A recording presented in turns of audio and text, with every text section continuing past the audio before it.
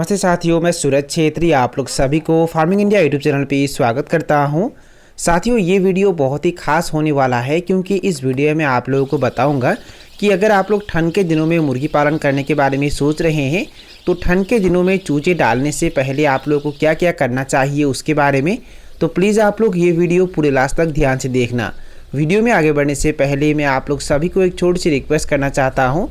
अगर आप लोग इस चैनल पर पहली बार आए हैं तो प्लीज़ चैनल को सब्सक्राइब करके उसमें जो बेल आइकन है उसे भी प्रेस कर लीजिए ताकि सबसे पहले आप लोगों को वीडियो का नोटिफिकेशन मिल जाए। देखिए साथियों, अगर आप लोग कई दिनों से मुर्गी पालन कर रहे हैं और अगर आप लोगों ने मुर्गियों का एक बैच सेल कर दिया है तो सबसे पहले आप लोगों को ध्यान ये देना है कि आप लोगों ने जिस मुर्गियों के बैच को सेल किया है उस मुर्गियों के बैच में कौन कौन से बीमार थे।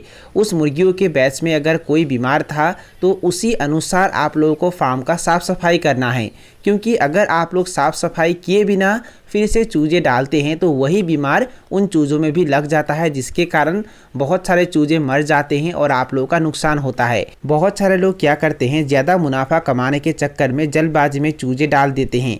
वो मुर्गियों को सेल करने के साथ साथ फार्म को अच्छे से साफ़ किए बिना ही जल्दी चूजे डाल देते हैं, जिसके कारण उस मुर्गियों के बैच में अगर कोई बीमार था तो वो बीमार उन चूज़ों में लग जाता है, जिसके कारण उनका पूरा फार्म खाली हो जाता है और उनका नुकसान होता है। देखिए साथियों, ये गलती आप लोगों को बिल्कुल भी नहीं करना है।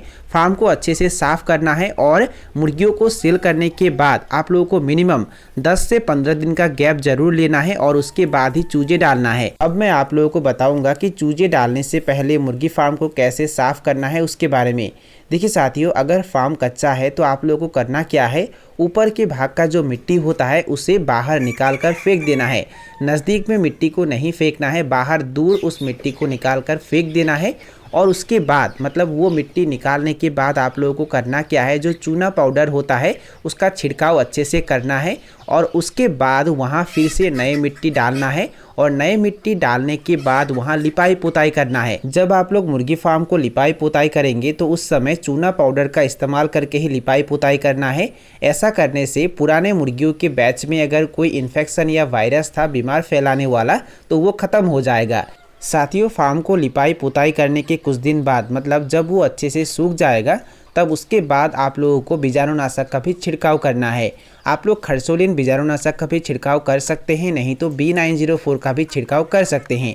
इनमें से एक बीजाणुनाशक का छिड़काव करना है और बीजाणुनाशक का छिड़काव करने से पूरा फार्म बीजाणु मुक्त हो जाता है, जिसके कारण बाद में मुर्गियाँ स्वस्थ रहते हैं। साथियों, मैं आप लोगों को और एक बात बताना भूल गया, वो ये है कि नए मिट्टी डालने से पहले मतलब फार्म में नए मिट्टी डालने से पहले फार्म में अगर कोई मकड़ी की जाली या धूल वगैरह है तो वो भी निकाल कर बाहर फेंक देना है, क्योंकि मकड़ी के जाली या धूल मिट्टी में भी बहुत सारे बीजाणु या वायरस होते हैं, तो उसे निकाल कर बाहर फेंकना बहुत ही ज़रूरी है। और उसके बाद ही वहाँ नए मिट्टी डालना है और नए मिट्टी डालने के बाद लिपाई पोताई करना है। साथियों, बीजाणुनाशक का छिड़काव करने के बाद चूज़ों को ब्रूडिंग करने के लिए आप लोगों को ब्रूडिंग गार्ड का भी निर्माण करना है।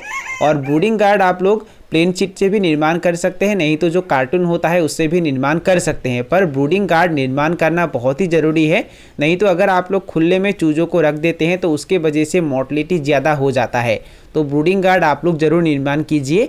और साथियों, जब आप लोग ब्रूडिंग गार्ड निर्माण कर लेंगे तब उसके बाद बिछावन के तौर पे आप लोगों को धान के भूसी या लकड़ी का बुरादा इस्तेमाल करना है। और जब आप लोग बिछावन में धान के भूसी या लकड़ी का बुरादा बिछाएंगे तो उसके बाद आप लोगों को वहाँ भी मतलब धान के भूसी या लकड़ी के बुरादे के ऊपर भी बीजाणुनाशक का छिड़काव करना है, क्योंकि वहाँ भी कोई बीजाणु या वायरस हो सकता है और उसे ख़त्म करने के लिए बीजाणुनाशक का स्प्रे करना बहुत ही ज़रूरी है। और जब आप लोग वहाँ बीजाणुनाशक स्प्रे कर देंगे तो उसके बाद उसके ऊपर आप लोगों को 2 लेयर में न्यूज़पेपर बिछाना है। बहुत सारे लोग यहीं पे एक गलती कर देते हैं, वो सीधा धान के भूसी या लकड़ी के बुरादे के ऊपर ही चूज़ों को रखते हैं। देखिए साथियों, ये गलती आप लोगों को बिल्कुल भी नहीं करना है। अगर आप लोग ऐसा करते हैं तो मोर्टलिटी ज़्यादा हो जाता है। पहले के 10 या 12 दिन तक चूज़ों को न्यूज़पेपर के ऊपर ही रखना है और उसके बाद ही वहाँ से न्यूज़पेपर हटा देना है। साथियों, चूज़ों को आप लोग जिस घर में ब्रूडिंग करेंगे उसके बाहर आप लोगों को पर्दे का भी इस्तेमाल करना है।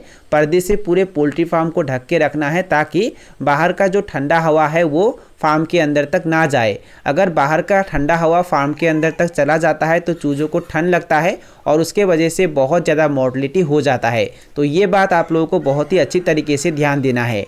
चूजे फार्म में लाने से पहले आप लोगों को और भी कुछ काम करना होता है, जैसे कि चूज़ों को आप लोग जिन बर्तनों में दाना पानी देंगे उन बर्तनों को पहले से ही बीजाणुनाशक से अच्छे से साफ करना है और उन बर्तनों को धूप में अच्छे से सुखाना है। चूजे लाने के बाद बर्तनों को साफ करने का कोई फ़ायदा नहीं है, ये काम आप लोगों को पहले ही करना है। पहले ही बर्तनों को अच्छे से साफ करके धूप में सुखाना है। ऐसा करने से जो बीजाणु या वायरस होता है वो ख़त्म हो जाता है। साथियों, ठंड के दिनों में ठंड ज़्यादा होता है, तो इसलिए टेम्परेचर मेंटेन करने के लिए भी आप लोगों को कुछ चीज़ों का इंतज़ाम करना होगा। चूज़ों को ताप देने के लिए आप लोग इलेक्ट्रिक बूडर का भी इस्तेमाल कर सकते हैं, गैस बूडर का भी इस्तेमाल कर सकते हैं, नहीं तो लाल रंग के बल्ब का भी इस्तेमाल कर सकते हैं। पर ठंड के दिनों में चूज़ों को सही टेम्परेचर मेंटेन करके ब्रूडिंग करना बहुत ही ज़रूरी है। आने वाले समय में चूज़ों का ग्रोथ कैसा होगा, मोर्टलिटी ज़्यादा होगा या कम होगा, वो निर्भर करेगा कि पहले के 15 या 20 दिन तक आप लोग चूज़ों को कैसे ब्रूडिंग करते हैं उसके ऊपर।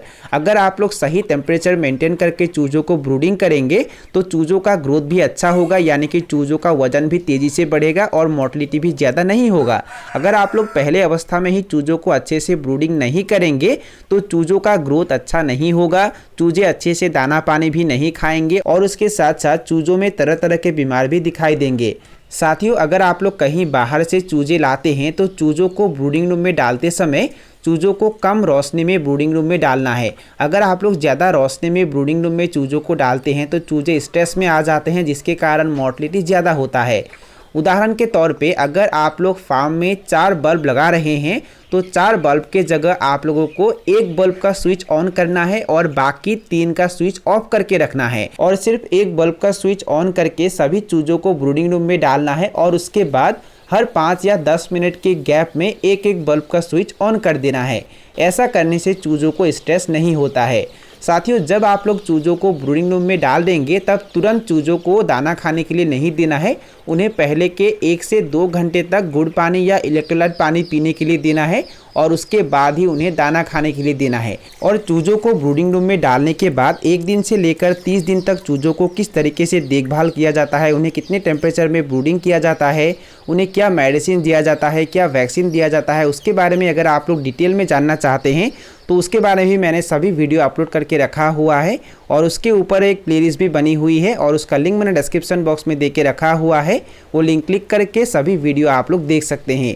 तो साथियों, यही थे कुछ जानकारी जो मैंने आप लोगों के साथ शेयर किया और अगर आप लोगों को ये वीडियो पसंद आया और वीडियो से कुछ सीखने को मिला तो प्लीज़ वीडियो को लाइक ज़रूर करना और दोस्तों के साथ और अपने परिवार के साथ वीडियो को शेयर ज़रूर करना।